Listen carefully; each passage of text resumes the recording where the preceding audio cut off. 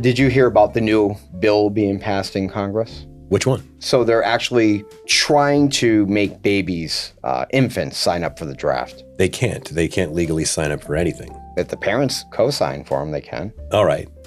Here's the strategy. Babies are much smaller than regular adult humans, which makes them what? Way harder to hit with artillery. Small arms fire. So, Small arms fire. The babies, they have small arms. That's right. And you light them on fire. What? Just put some explosive ordnance on them and just let them crawl. Yes. Put a grenade up their ass and have them crawl into a foxhole. Now you've gone too far once again. No, I haven't. So there's going to be some apprehension from the enemy shooting a baby. It's true. But the baby is packed with explosives. Yes. Be like, hey, Jerry, look at that. Look at that little fella. And this is the guy with the flamethrower, right? Yes. Here's what I forgot to tell you. So that's why it seems so off color to even talk about it. These aren't just regular babies. These are the immigrant babies.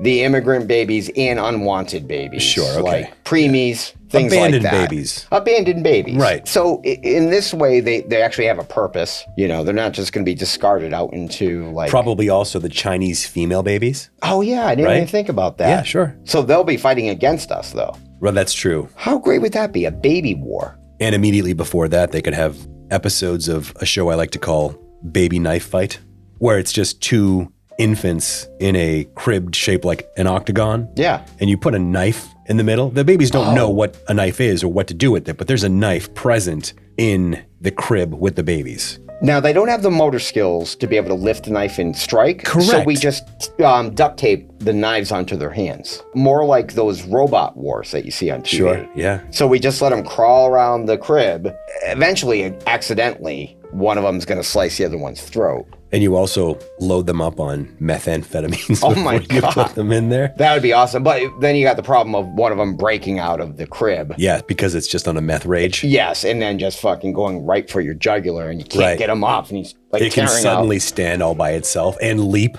Not only that, it starts doing mathematical equations in its head and is able to know precisely how far it is to your jugular vein from the crib. Dude, that would, I'm not even kidding, that would be the best show. It's a win-win for everybody. So the babies who were unwanted are now celebrities. Yeah, sure. Except for the dead ones. Right. But, you know, we'll kind of do some type of homage to It's them. like a gladiator arena for babies. Yeah. And we could have it sponsored by Pampers and Gerbers. Sure, of course. This is actually a winning idea. Right. Should we take it to the network? I think we should.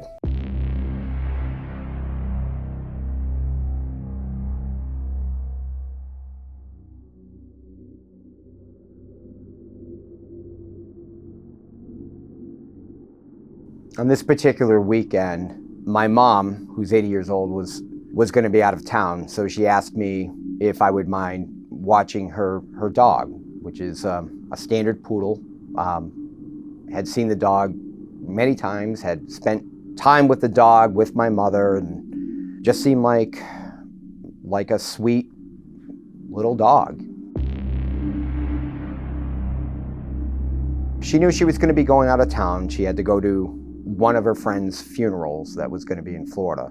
I said, hey, I'll watch a dog for you, and no problem. You can just pay respects to your friend. So I show up at the house. Everything seems kosher. Thought it was just going to be a simple weekend, you know, taking care of my mother's dog, just catching up on some Netflix and watching TV. I start getting tired. I go to bed around, I don't remember, it was 8:30. But then I remembered that, I've got to feed the dog. Then I just felt something strange. I've got the dog food in one hand, and I don't see the dog anywhere, which is very unusual. You know, it's feeding time. Like, what dog doesn't come running when you're about to feed it? I mean, I start looking for the dog. I go into one of the spare rooms. He's not in there. I even look in the bathroom. He's not in there. I come back out into the living room, and I'm just perplexed where this poodle is. And that's when I looked in the kitchen. I see the poodle standing on its two back legs with its pink lipstick sticking out about 4 inches. The dog had this crazy look on its face, I knew I was in trouble. So because I was going to bed, I was only in my underwear. I go to turn because I didn't like the way the dog was looking at me. I feel these 4 paws on my back and I get pushed down to the ground. I don't want to make a move because I knew anything I did would only provoke the dog. And I felt him thrust. He entered me from behind with his 4-inch hot little pink lipstick. And right then I knew my life would never be the same. I let him finish and he finally got off of me. I didn't run, I didn't cry. I pulled my shredded underwear back up my pants and I could feel blood dripping down in between my legs. Who am I talking to? What's going on here?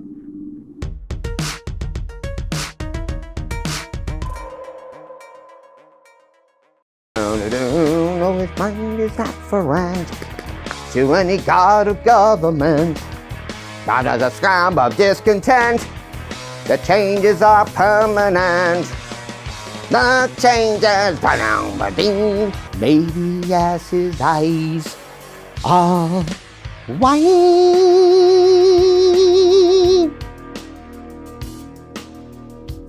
Is it the worry of today's times that he gets eye on you?